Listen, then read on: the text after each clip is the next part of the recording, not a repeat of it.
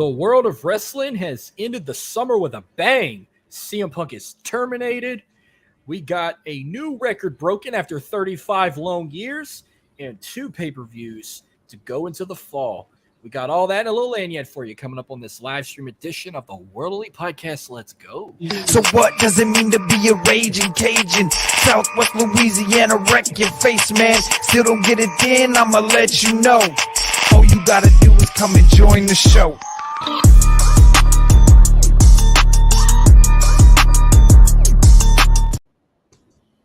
Well, hello again, everybody. We are the highest tier pod of your weekly unfiltered wrestling and entertainment. Welcome to the World Elite Podcast. We're free and available wherever you get your podcasts, and we are on YouTube as well. We are the Hostly Trio. First off, I'm Marcus. He's Dylan. He's Jordan. Guys, how are we doing today? I know we're excited because it's NFL kickoff tonight. I got the game on right now, ready to talk all that down the road. But how are we doing tonight? Yeah, doing pretty good. You just mentioned, football's back. I got it on the TV right here. I got the Lions money line that I bet. So keeping hope that I can win some money tonight. But aside from that, everything's good. Uh-huh. Jordan, how are we doing tonight? I'm doing good. Got the game on too, and ready to do this show and watch the game. Hell to the yo, let's go. I need to take this off. I don't know why I got it on, but I had a song stuck in my head. I just needed a good way to just come on the show. Go a little, if you know it, sing along, go a little something like, I wear your granddad's clothes. I look incredible. I'm in this big-ass coat from that thrift shop down the road. What the fuck? Repping JYD tonight, so. Nice. So, what do you guys want to talk about? Well, I know we mainly came on here to talk some All Out and some Payback, but I think we have to kick off with the big elephant in the room right here, and it's actually last Saturday's news, but I mean we got to talk about it, and that's CM Punk getting terminated from AEW, and seeing that on my screen right now is crazy. I didn't expect it. And the reason why I say that is because I feel like they made Collision all around CM Punk, and now he's gone. The viewers they just had this past Saturday were horrible. I think they were at 345,000, and that's awful. And I think it's only going to get worse with college football coming back. They just had their full slate this past weekend, and they're going to have it every Saturday, and there's going to be better games, because this past Saturday was like a lot of the higher teams against like the smaller schools. You're seeing blowouts. You were seeing teams win by 70, and that killed Collision's ratings right there. But now you get to some better slated games. You're going to get better games as the season goes on, and that's going to absolutely kill the ratings for Collision. So they brought CM Punk back for this new show. He's gone. They just fired his boy Ace Steel again for a second time today, which I thought was pretty hilarious, to be honest, because the only thing I know of Ace Steel is him biting Kenny Omega during Brawl Out. So it's actually crazy to say that CM Punk is gone from AEW. So I have a quick question before I get to that. I want y'all thoughts on it. Marcus, go first. And actually keep it PG, Marcus. I had a rant you wanted to do, but we can't be getting this way. So we got to start off on a better note and a more PG note. So please do not go overboard with this one. Well, there goes that. Yep. Well, let me start off. First and foremost, let's just say he sucks. What's up, Dom? Fox Hill tuning in. What's going on? Justin Del Rio, it has been a long time. What's going on? Hey, Ashley, how you doing? Macklemore, that's what's up. Let's go. Oh, Nick's commenting while doing a show. What's going on, Nick? Universal Wrestling Podcast. I know he has a show. Unless the show. Damn, the shows are only half an hour. I thought they were right at an hour. It started at 6. It started at 6. This show. Oh, well, I thought it said 7 o'clock, unless it was 7 o'clock Eastern 7 time. Eastern. Hello, Miss Kim. Okay, first and foremost, he sucks, but it's crazy. a lot can happen in 2 years. You remember 2 years ago when he came back after what 6 or 7 years, and we were excited that we did a like breaking news live stream, and we were talking about how CM Punk is awesome, and we were glad to see him back, and did like a whole episode dedicated to him. And now it's like 2 years later, we hate the guy, and we've been wanting him gone. But he wanted to get out of AEW for a little while. I've watched like a couple of different takes from different shows, and he wasn't happy over there, especially after what happened throughout the last year with his injuries. But you must have scored some points in fantasy football, but Nope, that money line and they just score for me, so they're up right now. So I will take it. I was thinking about betting the Lions on the lineup. What's up, Justin from the Entire Wrestling Podcast? But I have the worst luck with FanDuel, so I didn't even mess with it. My dad's like, "You gonna bet the Lions? You better bet them on the money line." But I was like, "Nope, I'm not even gonna mess with that." So yeah, he was not happy where he's been, despite his injuries, and then not getting along with the elite, not getting along with some of the like production people backstage, and then of course the issue with Jack Perry saying don't use real glass, and then that whole segment he used on the air led them to like brawling out right before your biggest pay-per-view of the year went live worldwide. And then before you go into your match with Joe, you get in a scruffle and you want to holler, "I quit," and all this shit. We've said it over the years. Punk is a cancer that we have found a cure for. I feel like if Tony Khan can cure this type of cancer, I believe that we will find a cure for other cancers around the world. I feel like we will find a cure for brain cancer, breast cancer, pancreatic cancer, lung cancer, testicular cancer. We've found one cure. We got a lot more to go. And it's about, and you find it that the superstars are glad that he's gone. Look at Mark Henry. He posted a tweet saying the problem is solved or the problem is gone. So Mark Henry must have not liked him. And they said that All Out was actually good, even though people are going to say it was the worst pay-per-view ever because CM Punk was not there or the world title wasn't defended. They had to main event with a mid-card title, which I didn't get to watch All Out. I've read different type of reviews on it, which we'll get to all that when we get to the All Out talk. But, I mean, Punk deserved everything he got. I mean, he's been causing chaos, causing the AEW to, like, get the house divided. Like, if you ride with me, you could compete with me on Saturdays. They had to split the roster and get their own show courtesy of one man. So what's going to happen with Collision now that Punk's gone? Is that still going to be a thing? Or are they going to pull the plug on that? Which I heard they're going to possibly still keep it because TNT wanted a deal with AEW. Now that he's gone, are they going to let everyone wrestle both shows, or they're going to kind of keep it split? Like, I don't know. And now we're wondering about some of his friends, like FTR, for example. What's their outcome going to be? Are they going to want to walk out and leave the company too, or are they just going to be big boys and just stay with the company, stay as their tag team champs? Because there's been a lot of skeptical that FTR is that mad that they were going to walk out too. And then everyone's asking, where's Punk going to go next? Is Punk going to go back to WWE? Because you got the wrestling liberals saying, now would be the perfect time to get with Triple H and them and schedule to come back at Survivor Series, which, to be honest, I think it's the best option is that Triple H. And if you want to throw Vince in there, they need to just stay away from CM Punk. They saw what he did over there. Imagine the chaos he could cause over there. But he stated that he wanted to work with Kevin Owens. He was planning on wanting to come back earlier this year and feud with KO at WrestleMania. That was kind of his dream goal. But we never got that to happen. I mean, to be honest, as much as I don't like the guy and the man Phil Brooks, I would like to see him and Kevin Owens go at it, even if it don't happen at WrestleMania. But it's just best if he just hang up the boots, just let it go. I mean, let us go at peace. Like, I did like you at one time in WWE and ECW. Then there were times you were becoming a total asshole that I didn't like you anymore. And then you turned into a bigger asshole in the last year. When you first came back in AEW, I actually was a fan at first.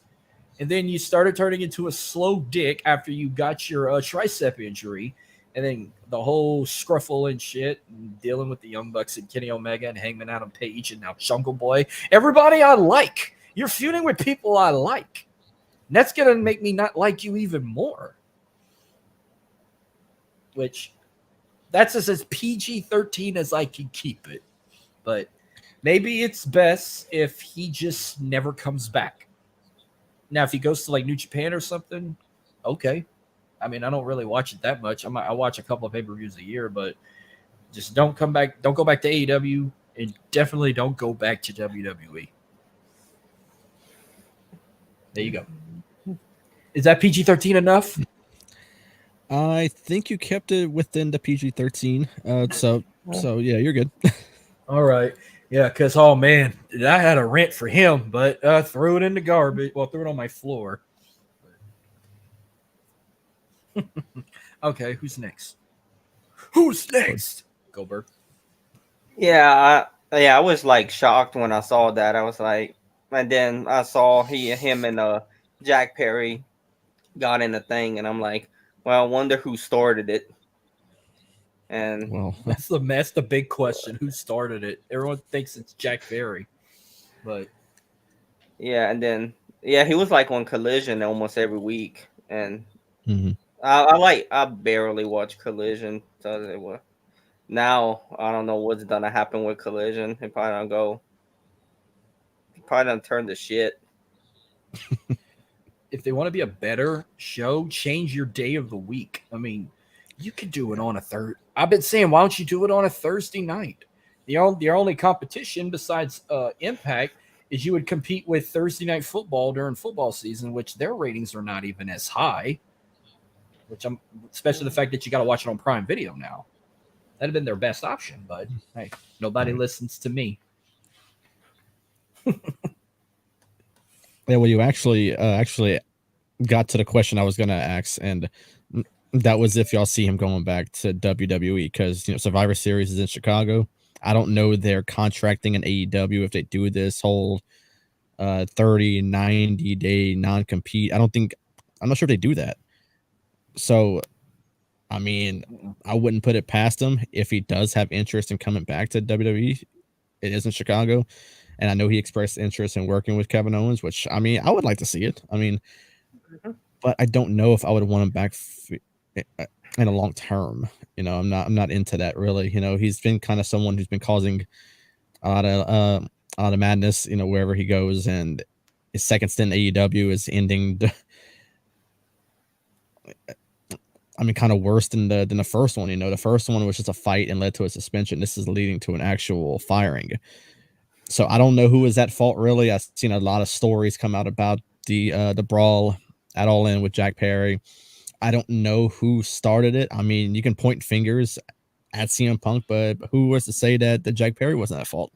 He's the one who made that thing about the real glass into the camera. I know CM Punk probably got pissed about it. I'm not sure if whoever confronted who, but I mean, yeah, the fingers are going to be pointed at CM Punk because he's known to cause chaos.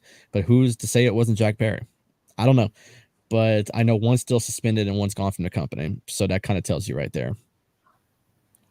They're also talking about that Jack Perry could be on thin ice of termination as well. But I don't know. They might give him, now I wouldn't say a slap on the wrist, but give him maybe like a 30-day suspension, the highest. Right. I don't know. But he's like one of those originals, you could say. Like he was one of the first we saw whenever they aired this like 4 years ago. So yeah, it's crazy how fast time goes. That next month AEW will be celebrating 4-year anniversary of Dynamite. Yeah, the company already made 4 years at the beginning of the year, but the show Dynamite hits 4 years in October. And then when we get into 2024, then the company will turn 5 years old. Actually, on Jordan's birthday, that's when they were born. It was on January 2nd, 2019. They made the announcement. Well, they made the announcement on New Year's Day, but they had the official press conference the following day.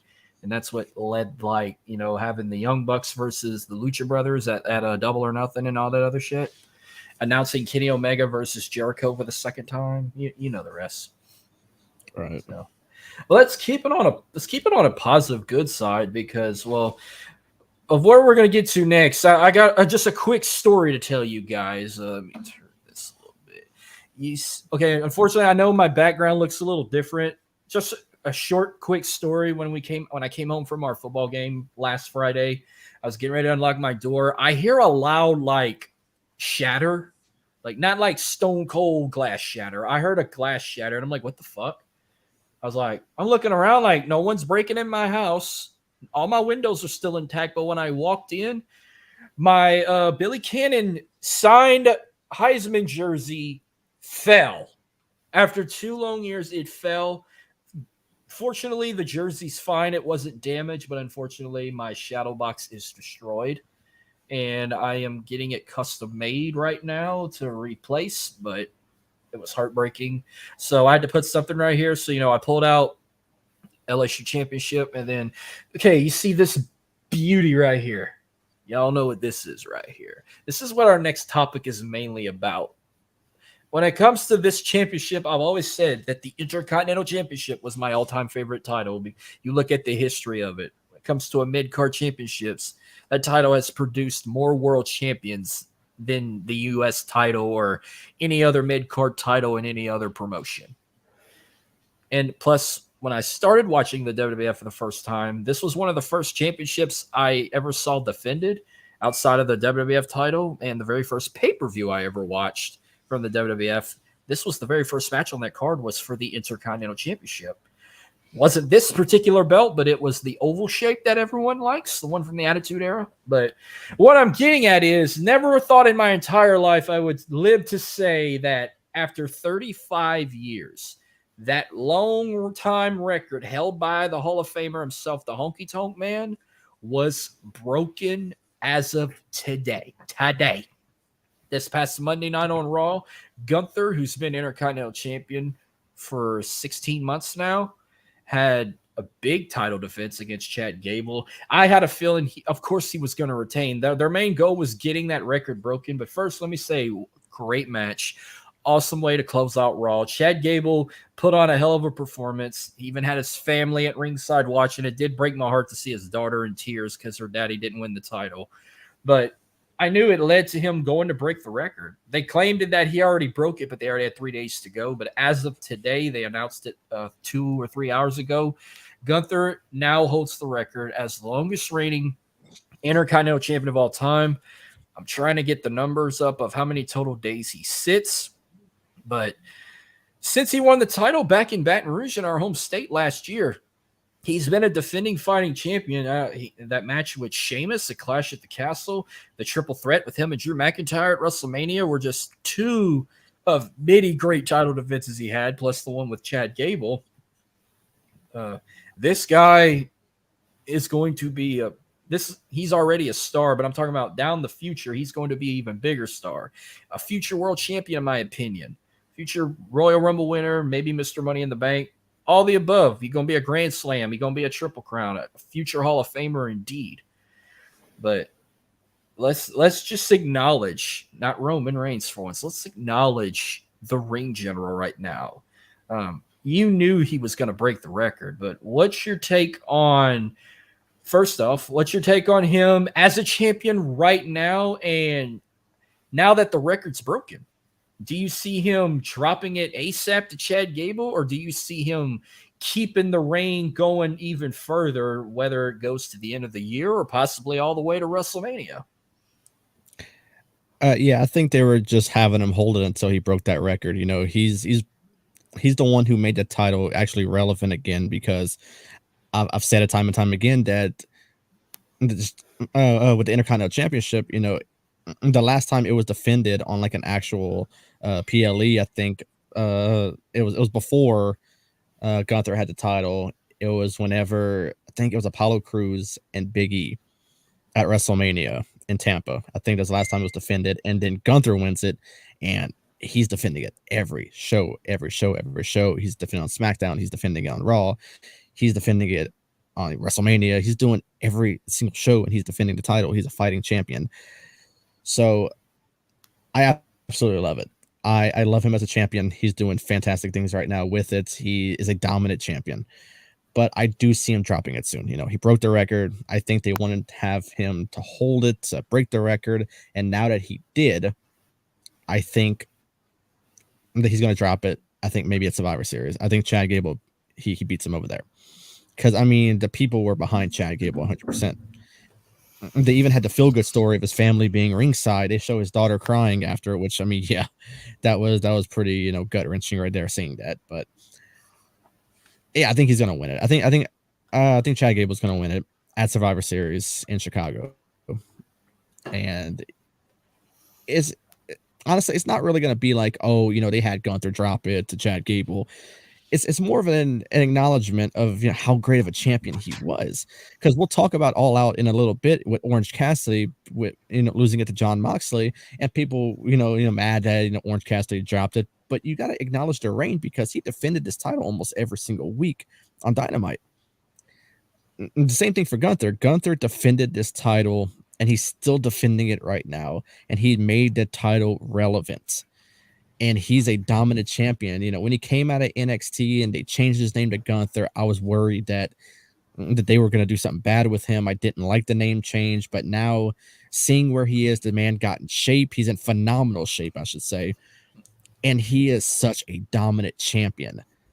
So I think, you know, you keep it on for a little while longer, but I think the time to take it off of him and actually put Gunther in the world title picture is after Survivor Series. I think he drops the Survivor Series, and honestly, you got to have this man go for a world champion. I mean, he's been proven for quite a while now. Since coming to the main roster, he's been a proven superstar. He can compete for a championship. I thought back at Mania that he was going to drop it in that triple threat match with Sheamus and Drew. It was a fantastic match, and then he keeps it. So right then and there, I knew he was going to keep it for quite some time. I didn't know if he'd drop it at SummerSlam, but given the record indication, I knew he was going to drop it at SummerSlam. So now it makes me wonder, it's after the record, it's at Survivor Series, you know, their next big PLE. I think he drops it, you know, and honestly, that's if they even have the match. But I think, you know, leading up with this storyline with Chad Gable, I don't think that this is their last meeting. It was a fantastic match on Raw this past Monday, and I think Chad Gable does have his number at some point. So, yeah, he's a great champion. He's a great superstar. He's a hell of an athlete. So it's just saying you have to acknowledge this championship reign that Gunther is currently still going on right now. Yeah, he's been killing it right now, and I think he's gonna drop it soon, and he's just, and I think he's gonna go for a world title soon, because he really deserves it. Yeah, how you doing, Kayla? Thank you for tuning in. Yeah, I mean, as soon as he drops it, you know, he's a Raw superstar. Let him go after the world heavyweight title. Let him be the one to take it from Seth Rollins. Like, I will approve him taking it off of Seth than anybody else. Like, not Finn Balor, not it's like Drew McIntyre, or not you know, not Damian Priest, even though I'd like to see a cash in. But no, I would rather, I want it to be Gunther. You know, I can't see Gunther going after Roman, because we all know Cody is going to be the one to do that, which something tells me, which we'll get to a bit later. I got a question. I mean, you saw, Tim King in the house. The Tim King show, scissor me, daddy ass. But okay, you saw that thing I sent you. Like, I retweeted it. They've only put 4 images. Like, they put what was the greatest belt design of the Intercontinental title. They had the current one. They had the white strap like this. They had the black strap one like this from the 80s, and then they had the oval one from the Attitude Era. It's only 4 they had. I've actually pulled up every one they've ever had, including the old school ones from that Pat Patterson one and Pedro Morales. I didn't get to post pictures of. And then they even posted the ones of the different color straps, from like the yellow one to the turquoise. But I probably have asked you this, guys, in the past, but I'd like to know again, what's your all-time favorite design of the Intercontinental Championship? The white strap. I mean, by a mile. I mean, it's not even close. Yeah, that one. Yeah. Yeah. He had a white one. Yeah. I was waiting for one of y'all to say the oval title from the Attitude Era, which it's not an ugly belt. It's just, I don't know. This one touches my touches my soul. But I will say the greatest Oval Championship of the Intercontinental title was Edge's custom title. They made him when he retired. Oh, man, that one was a beautiful one. I wish I could have bought that one. I don't even think they're selling it to the public. It was just for him. I didn't see it on a WWE shop. But, yeah. All right, so that'll do it for that. I mean, I guess we can finish the rest of the show with 2 fallouts, which I did catch Payback. I watched it Sunday morning. I unfortunately did not catch All Out, but I did catch the highlights on Twitter and YouTube, and of course Dynamite last night. But we'll start with Payback. How do we go from here? I mean, are we gonna do like just a full recap of the whole show? Because I feel like if we drop it one at a time, it's gonna take like hours and hours to discuss. But no, please no. No, we're gonna do this one quick. I guess I'll lead this one first since I actually watched it. But So did I. I thought Payback was actually good. What's up, Jabroni? Eli tuned in. I thought Payback was really good. Like, I was kind of questioning how it was gonna be because when I first saw the card, I didn't think the card was that good. I'm like, oh, this show's gonna blow ass, but I always like to be proved wrong. Oh, yes. It was a good show. They kicked it off with the steel cage match with Becky Lynch and Trish, which was the right call. I couldn't think of a better way to start it. Great match. I was at a knuckle biter of what was match of the night between that and the Steel City Street Fight. Becky got the win, and then Zoe's kind of done with Trish. Trish slapped her in the face. She closed the cage on her, and I guess that's a GTS. I'm actually repeating myself. A big shout out to True Heel Heat. They invited me to come on to do the fallout of Payback. It was actually one of the better Paybacks in a while. Yeah, the 2014 Payback I thought was the last good one they did. But so the cage match was good. The fact John Cena hosted it made it even better, and he's a funny character. The promo in the ring with The Miz was golden. Cena wearing a sports coat and a bow tie with his ring gear was hilarious when he did the backstage interview with Judgment Day. Of course, LA Knight was going to beat The Miz when you made Cena the referee. I enjoyed that. The moment on the stage, you could kind of say the mutual respect Cena gave to LA Knight was just untouchable. I love that too. Rey Mysterio versus LA Knight versus Austin Theory. It wasn't a boring match, but I kind of lost interest in it big time. The fact that Rey Mysterio retained and I wanted Theory to win the title back. So it wasn't the worst match. There was really no worst match of the night, but it was the least interest in me. The Steel City Street Fight, man, that is a match of the night candidate and a match of the year candidate. The way it went, I think that what I enjoyed the most was them knocking KO and Sammy into the penalty box, and they come out. Kevin Owens wearing a Mario LeMahieu Penguins jersey, and Sami Zayn wearing a Sidney Crosby jersey. I'm a Sidney Crosby fan, even though I can't stand the Penguins. I'm a fan of him. Wearing them shit, and then doing the whole Mighty Duck shit, throwing the gloves and the sticks and start beating up Dominic and them.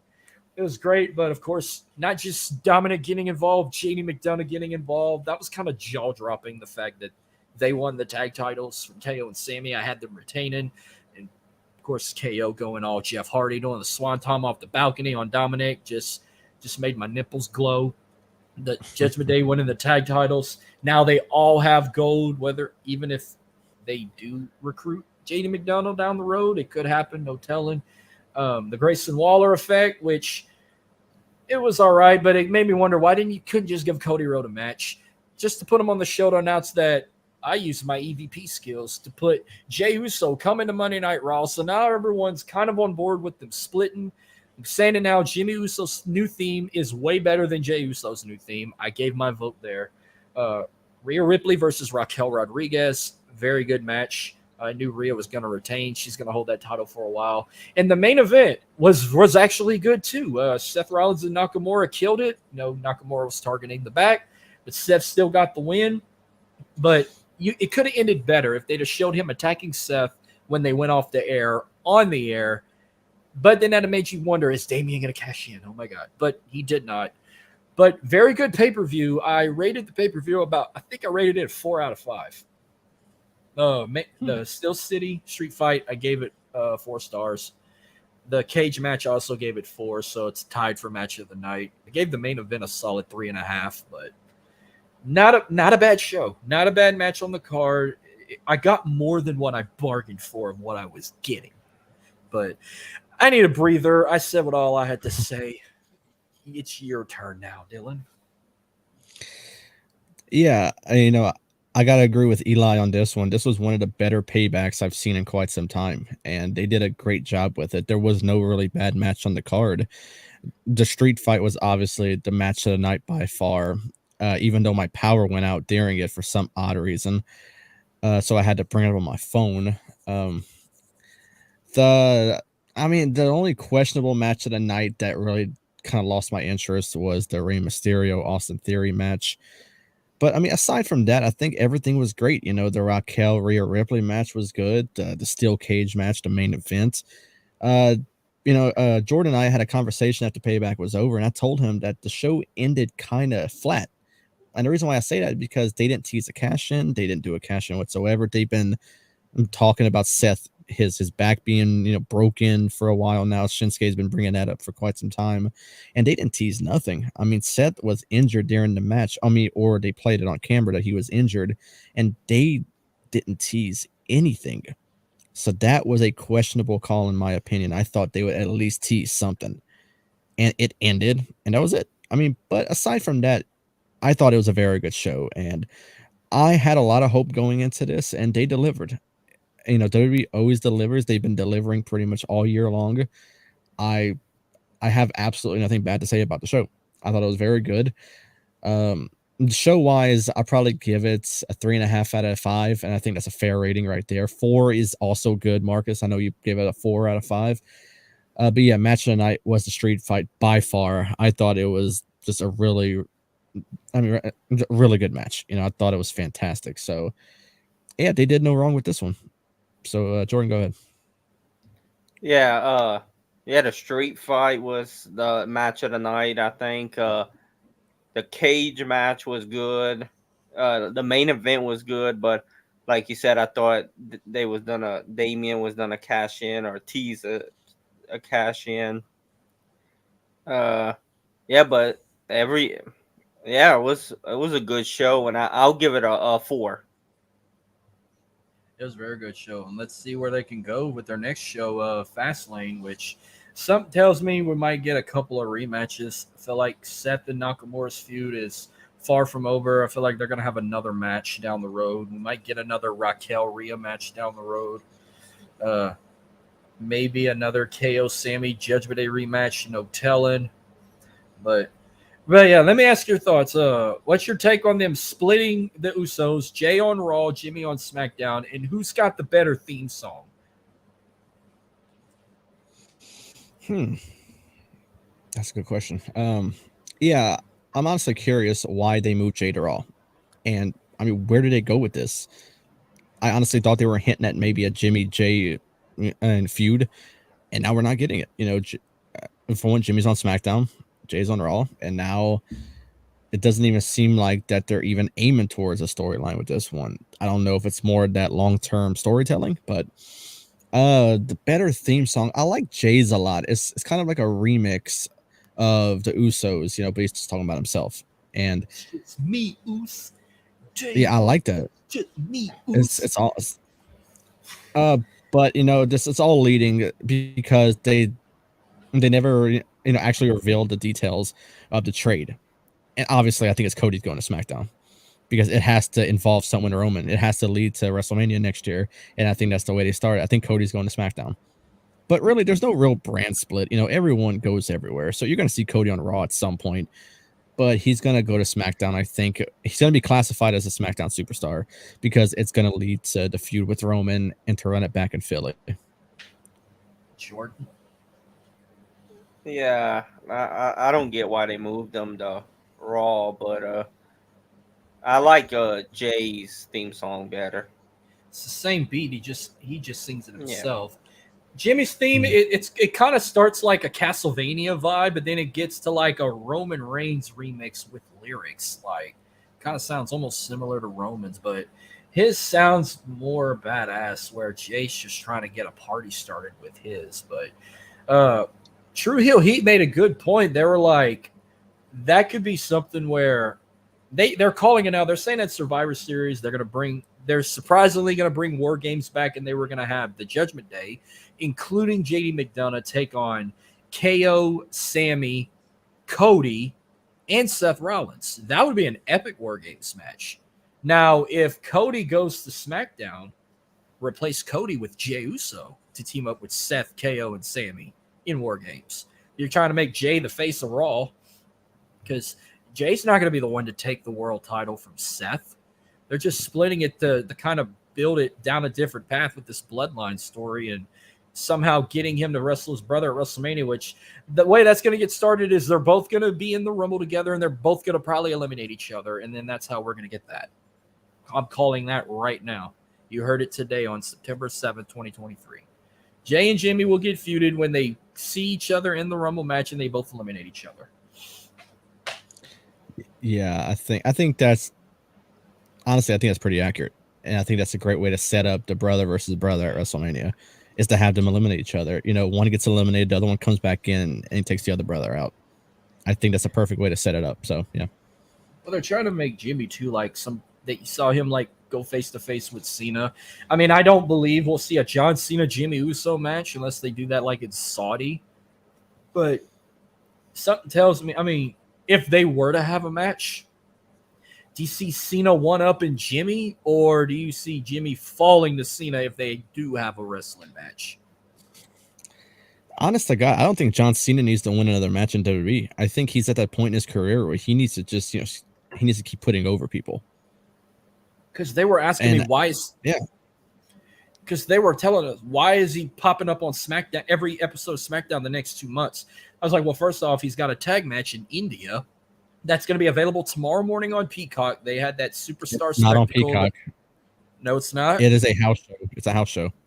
Oh, well, they must have already be there now. But he's teaming up with Seth to take on Imperium. But something tells me if he don't go into a feud with Grayson Waller or go into another feud with Theory, he's probably going into a feud with Jimmy Uso. I don't see him challenging Roman. I don't know when we're going to see Roman again, but he's not going after the WWE Universal title. He's there for another reason. He's there to bring somebody up, and that's your three options, I think: Theory, Grayson Waller, or Jimmy Uso. Yeah, and another reason why John Cena is there is because in Hollywood, the writers are on a strike, so he has nothing to do right now. So obviously he's going to come over to wrestling. He has nothing else better to do this time. Well, he's not promoting his new movie, Vacation Friends 2, that's on Hulu. I still ain't saw the first one yet. He's not filming Peacemaker right now, but only thing I can say about Peacemaker, it will be a downloadable character when you download Mortal Kombat 1 next week on Xbox One. I can't wait for that. Yeah, I mean, his ring gear, yeah. When I saw the ring gear on WWE Shop the week before that he was coming back, I was like, he's going to be around for a little while. But hey, he might have a match at Pay. He's got to have a match at Saudi. If you also brought him back this long, he's going to wrestle in Saudi. You know it's coming. But to who, I have no idea. But I will hand it off to you to lead this one. We're going to talk about All Out that happened this past Sunday in Chicago. Again, I've heard mixed reviews of the show. A lot of people said it was very good. Some said it was better than All In. Some said it was the better show of the weekend. Some people said it sucked. The pay-per-view buys were not as good, but I'm going to hand it off to you while I'll pull this card up. Yeah, I was actually pulling the card up as well. I didn't know I was leading this one off, but to run down the card, the combined with the 0 hour, 13 matches. Tony Khan, of course, goes nuts with the card and goes 13 matches when we just had a pay-per-view the weekend before.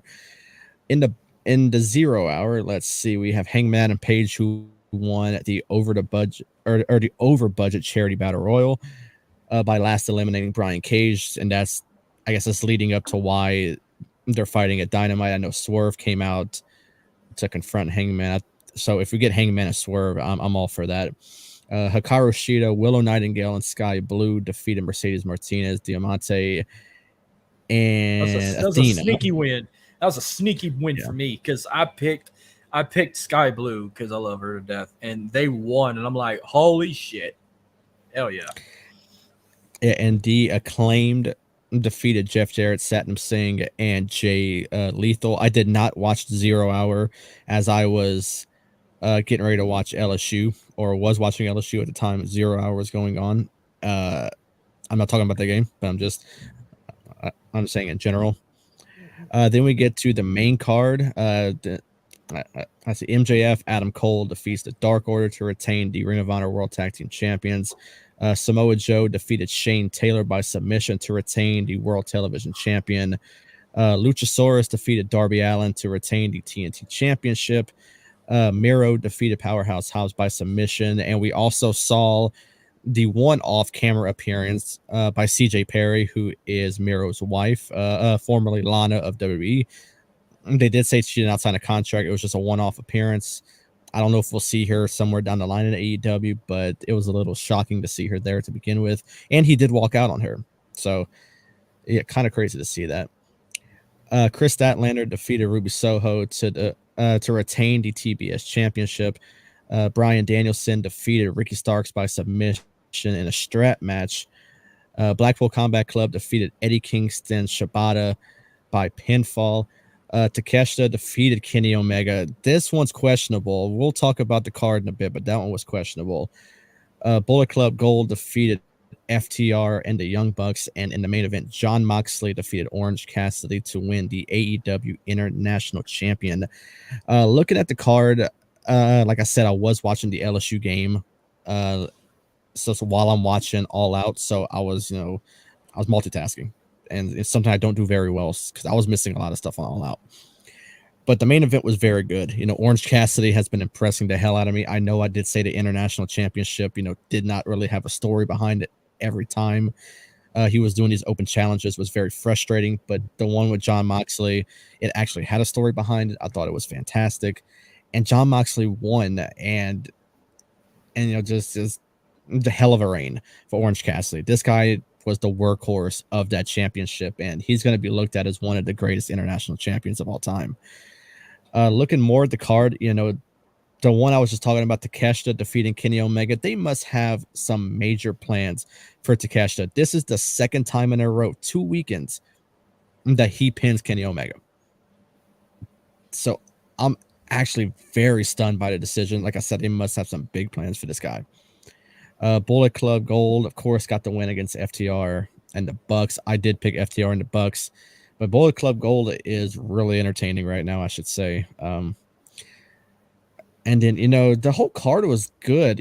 I'm not sure why people give it, either mixed reviews, bad reviews. I thought it was a great show. For what I seen of it, it was a great show. And this was a rushed, put together card. And I thought they still did very good with it. I didn't really see a bad match on the card. Everything ended clean, nothing by disqualification, anything like that. Everything was a clean finish and a great finish. So I got nothing bad to say about the show. The show itself, I'll probably go more 3 out of 5 as opposed to my rating for Payback at 3.5. But I mean, for what it was, and they did it the weekend after the biggest show of the year for professional wrestling. And this is we count WrestleMania as well because it was at Wembley. You had 80,000+ fans over there. It was classified as the biggest show in professional wrestling. For what it's worth, I thought it was a good show. And I thought the card was good. I thought the matches were good. Everything was good. So people writing mixed reviews on it. I would really like to know what they didn't like about it. But Jordan, you go. Honestly, I thought you go first. Let Jordan go first because I have a lot to say. Yeah, I think the Orange Cassidy Jon Moxley match, it was good. Let's see. I like the strap match was pretty good. That one was like you was saying with Kenny Omega and them. I thought Kenny Omega was gonna win, but I guess they go in a different route. And FTR and them, that was a good match too. Yeah, the whole card was good, but Yeah, no, I was watching the football game, and they were all out at the same time. So it was, and I'll give it a 3-2. Yeah. So I'm mainly going to be asking questions that I got down here because I still haven't watched All Out, but I still plan on watching it. Once you send me your VR Live account, I'm going to probably check it out tomorrow night when I get home from our game to give me something to watch before I go to sleep.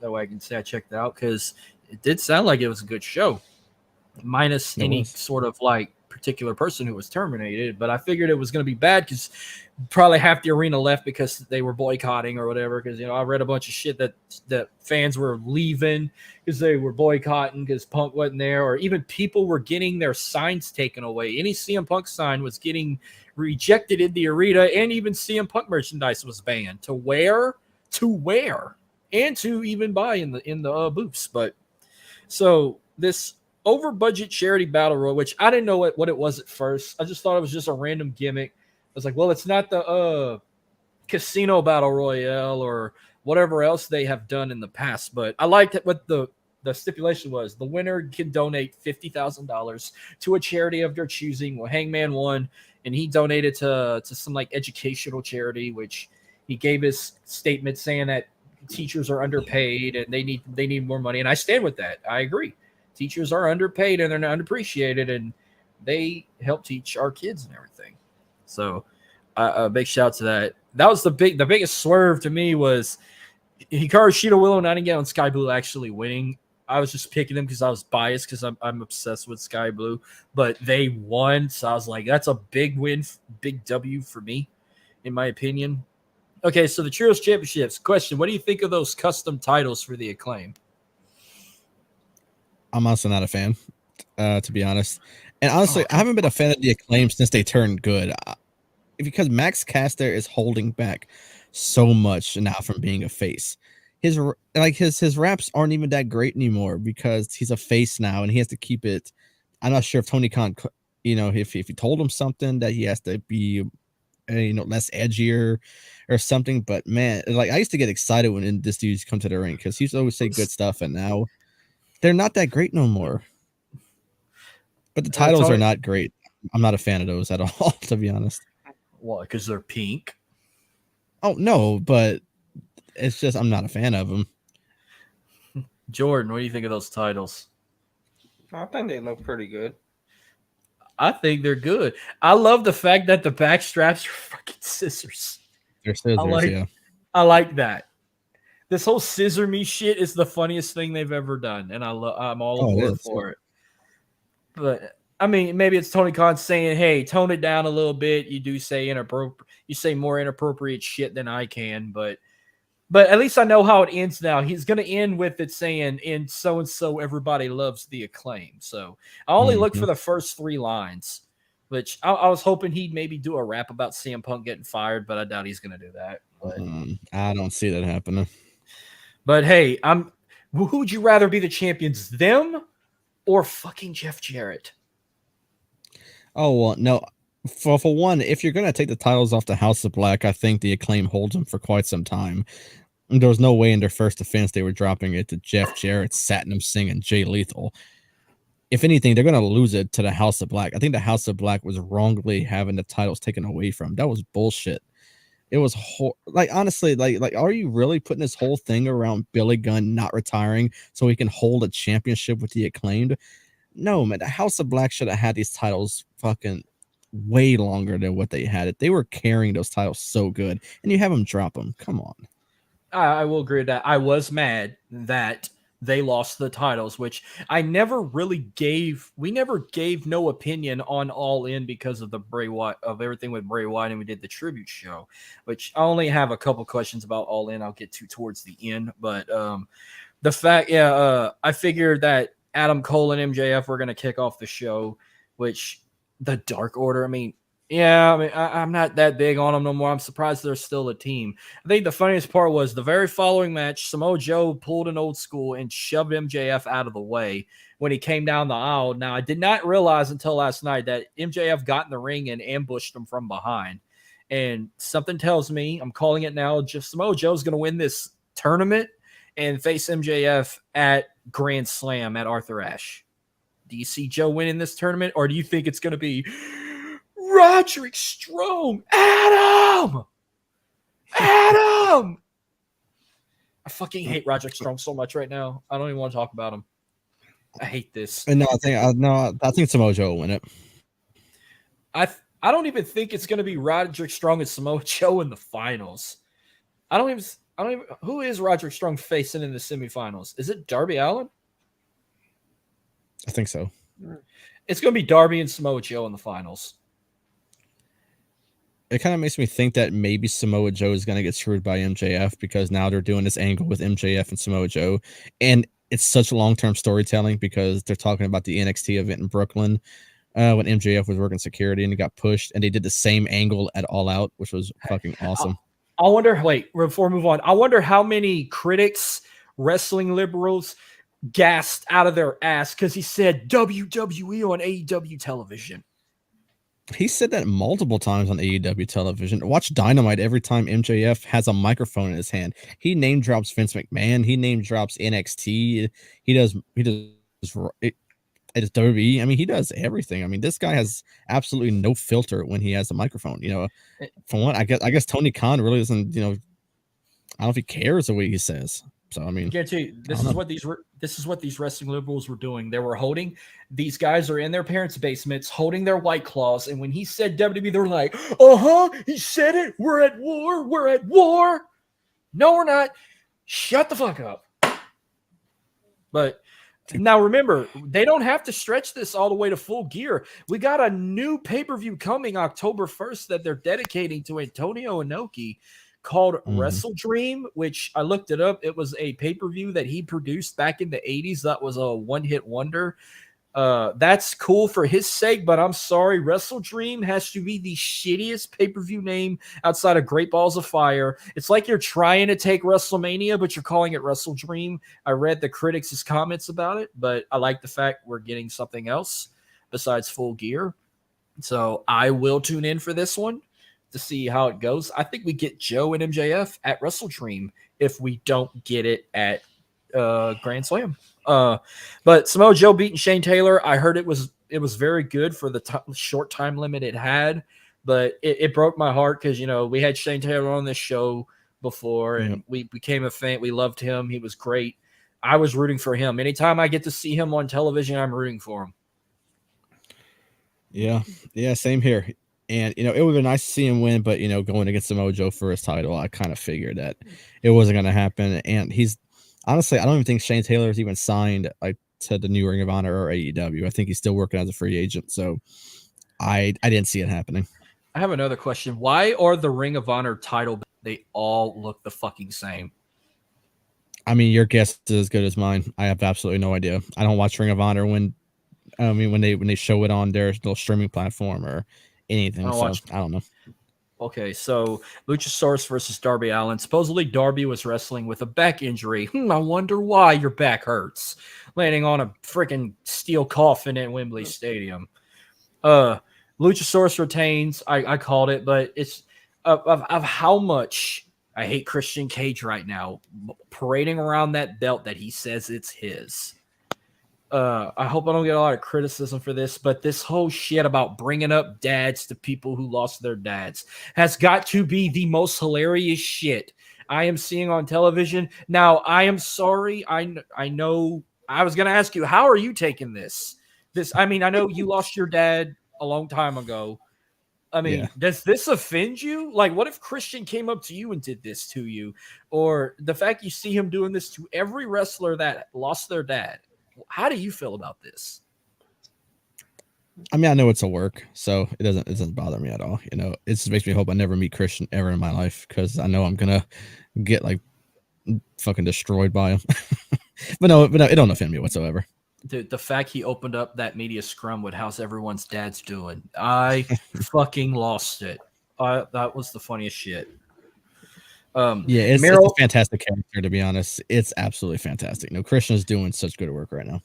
So while I'm waiting to watch this pay-per-view from you, I have seen a lot of critics dividing of match of the night being coming down to John Moxley and Orange Cassidy or this match, Miro versus Hobbs. The whole, what was that chant, meat forever or something like that? Like they had a meat chant going on. And I kept Yeah. thinking of Will Gray, like, what is it? Two meaty men slapping meat. Oh, who started that shit? I heard Will Gray say it a lot, but like I've heard some of our other buddies say it too. But I heard it was a slapper. I cannot wait to watch this. I was wondering why did CJ Perry showed up with okay, Lana. I thought she was all elite, but I didn't see the graphic on Twitter, so I was like, well, maybe she isn't. And then I laugh at the critics and the wrestling liberals saying, "Oh, Miro walked out on her because he didn't forgive her for when she was asleep with Bobby Lashley." And she's like, she loves African American meaty men, so she's gonna go sleep with Hobbs next. So, big thumbs up to Tony Khan for having Chris Statlander retain the TBS Championship because fuck Ruby Soho and fuck the Outcasts. Thank you for letting her retain that. I'm shocked Bryan Danielson and Ricky Starks didn't main event. And hell yeah, that Bryan Danielson came back out to the final countdown. That should just be his permanent theme, but I heard he's only using it for pay-per-views.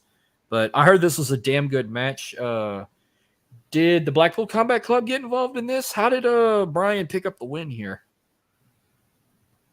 Like I said, a lot of my attention was on the LSU game, which it shouldn't have been because that was a fucking embarrassment.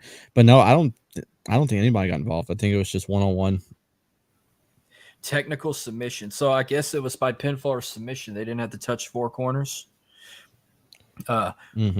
So I kind of called this one. I had Claudio and Wheeler Yuta defeat Eddie Kingston and Katsuyori Shibata. I was wondering, how did this come about? Did Blackpool Combat Club get involved, or like how did they pull this one off?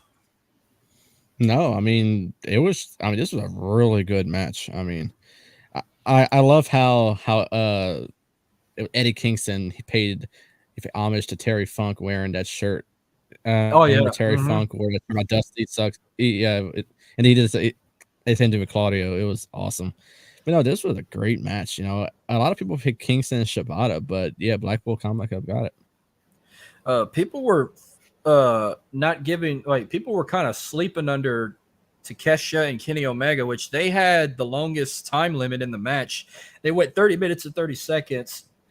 This must have been a sleeper? Like, was this considered a match of the night candidate, or it wasn't that good? They just dragged it.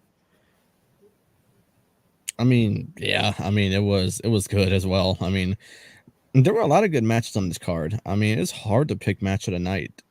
I think I gotta go, with Mox and Cassidy for that one. They put on a hell of a fucking match. I mean, it was rightfully the main event. Well, the fact that Takeshita got the win, I mean, I think they're pushing him. I mean, he deserves it. Takeshita is a hell of a competitor. I've seen him wrestle against Hangman the last Dynamite I went to. I don't know what they're going to do for him next, unless they're going to continue this feud with Kenny. I'm dying to see what that portrait is under that cloak.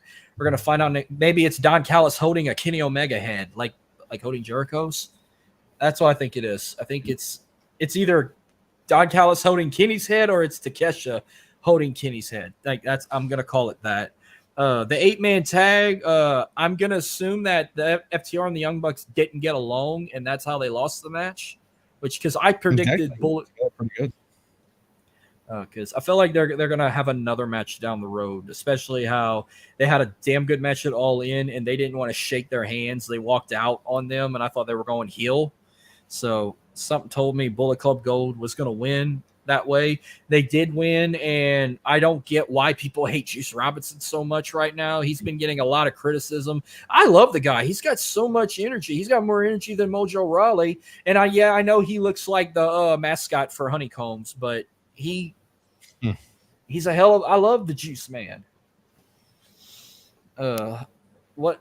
So did they get along in this match, or did brawl out after because they lost? Because I feel like we're gonna see another Young Buck FTR tag match soon. I mean, no, they actually worked together pretty good. I think it was Daxon, one of the Bucks did the BT trigger, and then the other one did the Shatter Machine together. So they worked together great. It's just, I mean, Bullet Club Gold's on another level right now. So I mean, I think it was rightfully so they won. Yeah. And then the main event, which I heard nothing but positivity about it. How long until Moxley bled? Oof.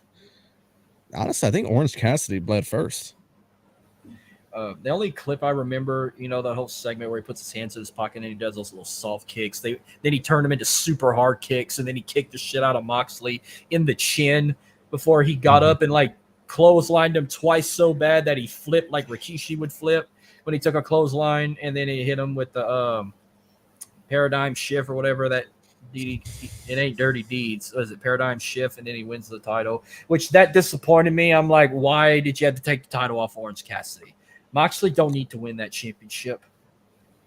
I mean, it was time though. I mean, it was time for him to drop it. This dude's been holding it for a while. So I think if you're gonna take it off of him, it has to be someone as big as a John Moxley. Because yeah, Orange Cassidy made that title relevant by defending it just about every single week. But I mean, you're putting this title on John Moxley of all people. And I was seeing people maybe saying that with Takeshita, I mean, I could see him maybe dethroning John Moxley for that title somewhere down the line. But I'm actually excited to check this pay-per-view out tomorrow.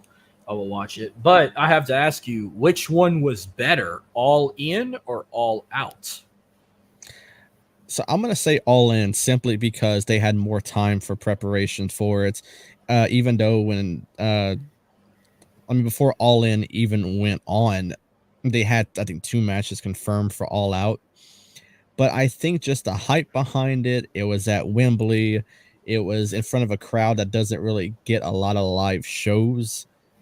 I think just the thought of that and as many special things as they did for All In, I got to go with that one. And yeah, I mean both shows were good, but All In just, I just mentioned, it had the crowd. It had the big stadium like Wembley. And and it even had a world championship being defended at the same time. So, yeah. Yeah. I'll say All In. All In. See, I'm saying All In too. Even Temple plays tuning in. Yeah, I thought All In was their bigger show, because they had more groundbreaking matches. They pulled 81,035, which that's big for them, but I thought they were going to pull 90 or 100,000, but 80,000 was good enough for them. What's your reaction that they announced they're coming back to Wembley the following year in 2024? Yeah, I think it's a good decision. Because you got to give this crowd more live shows, and they did well with All In this year. Who's to say who's gonna be there, who's not gonna be there in AEW? I know CM Punk won't be there, but for one, who's gonna be there next year? There's so much fucking things that can happen in a year. So All In has the potential to be even bigger than what it was this year. It's just to see who's there, who's not there. What's the storyline going to be? Who's going to be the world champion? So many questions to be answered, but yeah, I think it's the right call going back over there. Jordan? Yeah, I think they deserve to go back. The crowd was awesome. They do. You're absolutely right. They do deserve to go back over there, but I feel like the fact, it's cool they're going back next year, but it's like, if you're going to consider this your WrestleMania now because you got a stadium show, why don't you just travel to different stadiums? Like, if you're going to go back to Chicago, why don't you do what WWE never did? Why don't you go to Soldier Field? Why don't you go to do it in the Tokyo Dome? Why don't you go to Old Taproot in Manchester United? Why don't you go to Arsenal for your sake? Go to Mexico City, or go to any other stadium in the U.S. Fuck, come to the Superdome. We would love to host All In New Orleans. But I will say this. Match of the night for All In, I am in a tie with Chris Jericho and Will Ospreay and FTR and the Young Bucks. What did you think was match of the night for All In? All In. Oof, man. Yeah, probably FTR and the Bucks. They always do great things. I always talk so good about when FTR and the Briscoes went on, and honestly, this is probably the next better is FTR and the Bucks, and they put on a great match. Okay. FTR and the Bucks. And I don't care what people say. The worst match for All In to me was Stadium Stampede. Shit, I didn't think it was that bad. It was either that or the Trios title match because you had the Acclaim winning the titles. But I said Stadium Stampede was worse because it was literally all over the place. It was so hard to keep up. Which did you see? That's the whole concept. We didn't get to talk about this because it was all during the whole Bray Wyatt tribute and everything. Did you see the fucking gameplay for Stadium Stampede on that AEW game? It looks like you're playing fucking shit. What's that goddamn game everybody played? Fortnite. It looked like you're playing Fortnite. You know it's online game. Like the fact you run like Grand Theft Auto and then you can put on a football helmet, you can ride a horse. Oh my god! I said that is completely dog shit. Like now, I'm definitely not playing that game. Well, I mean, I wasn't buying it before, and I'm not buying it after. So, I mean, to each its own. But it doesn't look that good, and I don't think it looks that good. So, yeah, you won't catch me buying it. Okay, and AEW for future references, any other pay-per-view down the road, bring that tunnel to another pay-per-view like you had for All In, that little middle tunnel where it's all screens. That was so awesome. And I'm gonna get a lot of criticism for this. I thought Jericho had the coolest entrance, singing his own self to the ring with Fozzy playing above the set. That was awesome. Yeah, another good entrance. And a lot of people don't like her. I don't like her at all. But I think Saraya coming with her family was pretty cool. And she came out to Queen. And Sting coming out to Seek and Destroy, which I didn't realize that was his theme song in WCW. I'm like, Tony Khan is spending a lot of money right now. I love Will Ospreay's theme. Like, I gotta find that on YouTube and listen to it. It sounds cool.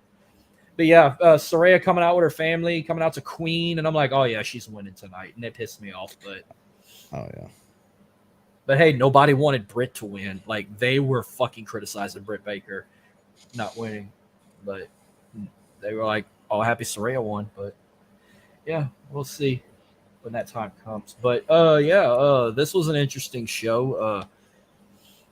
But I will check out All Out, and I'm pretty sure I will enjoy it. But this was a fun episode. We got a damn good game on our hands right here while doing this. I think they just hit halftime, so they did. Do you guys have any last words before we close out? I was gonna mention it at the beginning of our show, but I guess I'll save it for the ending. Real quick, I want to thank everyone who tuned in last week. It was a special show. It was a show that I felt like, even though how much we prepared for it, we were still mentally unprepared for it. And honestly, I'm not saying we were unprepared because we didn't have any notes, because we did, but I feel like we were unprepared because we weren't not expecting this to happen. We were given a week notice since Bray Wyatt passed, and I still feel like we were very unprepared because just the emotion behind it. And I want to thank Jody for coming on, sharing her stories, the photographs she had, the DMs, tattoos, the gear she owned for her children, stepchildren, the Funko Pops. I mean, everything.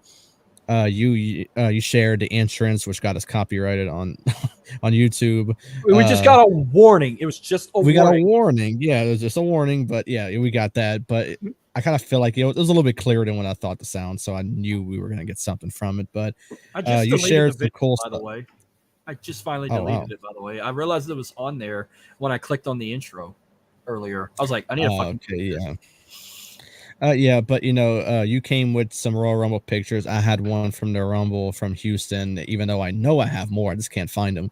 But it was a special show, and I just can't thank everybody enough for tuning in. It was one of our most special streams to date, and I don't think really anything is going to top that right now. And it's just an unfortunate way that we had to do this because of what happened.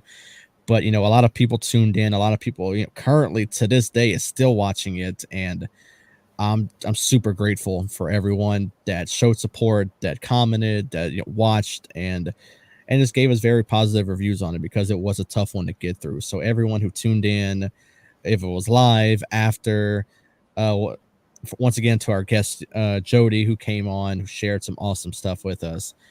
To everybody, thank you. It was just a special stream and one that I'm never going to forget. Jordan, you missed a big one. I mean, I know it sucked. You had a tooth pulled and you couldn't tune in, but man, I'm telling you, like, if you haven't checked it out, go check it out now. It's on our Facebook page. It's on our YouTube channel. We are just 59 away from 1,000 views on it. We want to get to 1,000. So keep promoting, keep advertising it, keep sharing it on Twitter, share it wherever. Help us get to 1,000. We were already at almost 200 views by the time the stream went off the air. That was a big win for us. And then in just 12 hours, we had over 500 views. I'm like, we're gonna make it to. I hope we get to 1,000. It's our most watched episode behind, having Waffler 6ix9ine, which that had around over 500 views. Our episode on Jey Uso saying he was leaving the bloodline, everything, that one was at the 400, 500 view category as well. That's like our top 3 most viewed live streams in the history of our show is the Bray Wyatt tribute, Waffler 6ix9ine, and the Deuces Ooses was the name of that episode. So that's our top 3 most watched episodes. But they're all on there. But yeah, we are just only 59 people, 59 views from 1,000 views. Like, help us out, folks. Big thank you to everyone that tuned in for that. I hope we get to 1,000. And things are, and it's about to get even better for this show. You know what I mean? But I do have one more thing I want to say before we close out. I mentioned it last week. We now have new merchandise. So if you want to get a new World Elite Podcast t-shirt with the new logo, the black and blue with the stars, we have shirts now. They're available in black and blue and white and gray. I even saw fucking purple as one of the colors. But I mean, we got some of the same old stuff. We got stickers. We've got buttons. We've got what else have we had in the past? Wristbands, all that stuff. Now we got brand new stuff. We've got magnets. We got phone cases. We got bags, tote bags, gym bags, laundry bags. We got beach towels, even though summer's over. But hey, take a shower. We'll clean your ass for you. Maybe the most interesting thing I've ever saw. You can get a fucking skateboard with our logo on it. It's $144 if you get the Pro. But yeah, so somebody buy that and let Darby Allin row down to the ring with it and show our logo. Cover that logo, cover our skateboard and thumbtacks, and knock Jeff Jarrett out with it for us. That'll get us some viewers. But yeah, where did you come up with this deal? Like, I guess this is a new link. I never heard of this one. And do you pick the items, or they just they just put your name on everything they have in stock? No, they just put it on everything in stock that they have, because that was way too much for me to select every single item. So everything was basically picked for you. And really, I just looked around for different merchandise sites, and I saw Threadless was a really good one. I had a prior engagement with Threadless through another network, and yeah, I find it was good, and they make good stuff. They have good material. I actually have a shirt from Threadless, and yeah, great material. So that's why I gave it a chance, and yeah, everything is going well. So if you want a shirt, if you want anything with our logo on it, we're going to release new merchandise at some point, because I just wanted to see how good it was, kind of products they had. And so I will be making some new merchandise designs some point in the future. But if you want anything with our logo on it right now, go to the link in our description right now. It is there. I made sure to put it this time. It is there. So go check it out, buy something, and show your support to the podcast. Maybe the only takeaway I saw, they don't have hoodies. I saw that. They don't have long sleeves. They just got tank tops and regular t-shirts. Different types of fabric, from cottons to like the thicker, softer. That's like a couple dollars more. Now I will for sure say I'm buying 2 shirts. I'm getting a black and a blue shirt. I'm buying a magnet from Icebox, and also they have mouse pads. So I might buy me a new mouse pad for this set, because I don't know. I know for sure that's like a couple of things I'm gonna buy off the new merchandise thread. I don't know about you guys, but But yeah, we got brand new merchandise. Go in the link in the description and go thrift shopping. You can call it. But all right, that will do it. Real quick, where can we find you guys on social media?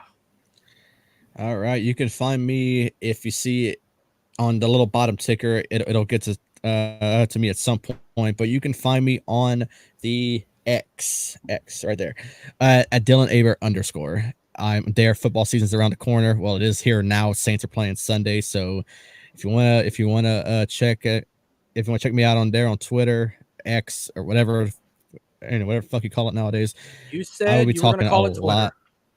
I don't give a goddamn what I call it. I call it Twitter all the time, but it's actually called X now. But I can't just get around to calling it that.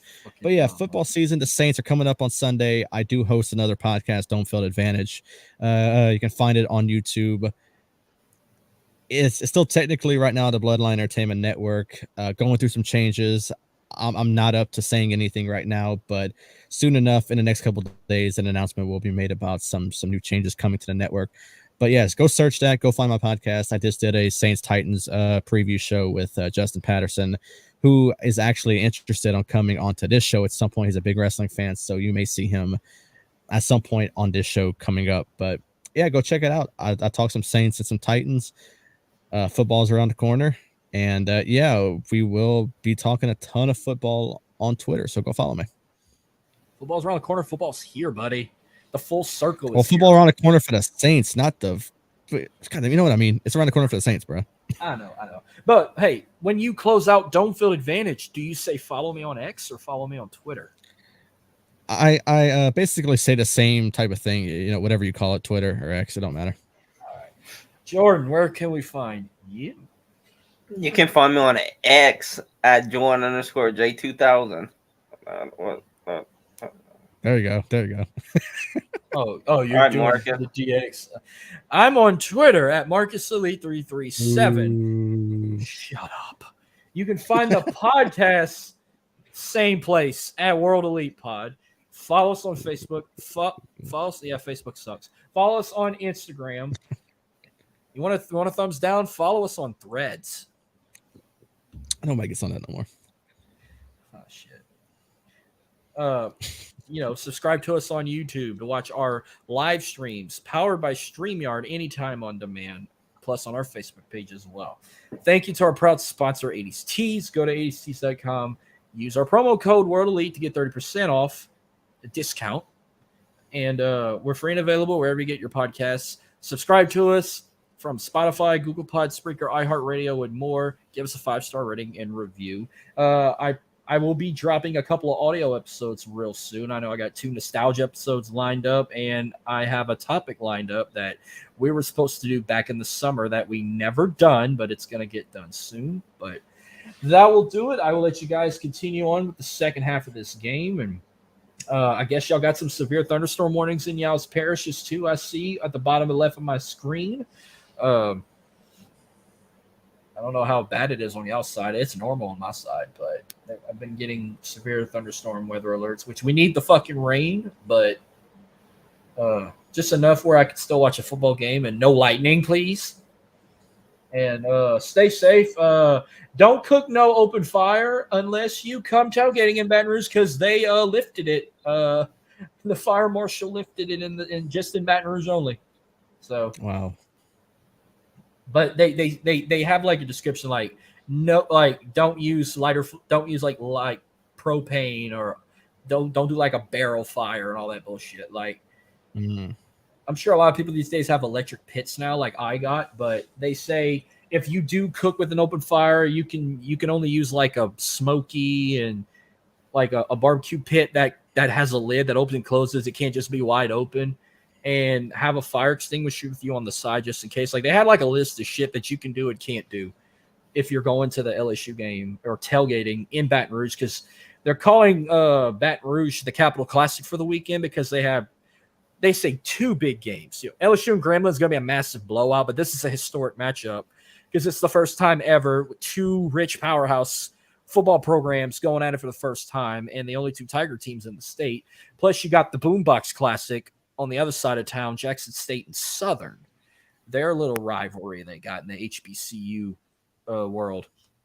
But all right, that will do it. We won't keep you guys too long. I know you guys enjoy the game, enjoy watching LSU this weekend. You can only watch them on ESPN Plus. And thank you guys, and we'll see y'all next week for another live stream of what we want to talk about. Thank you. Goodbye and good night. Bang.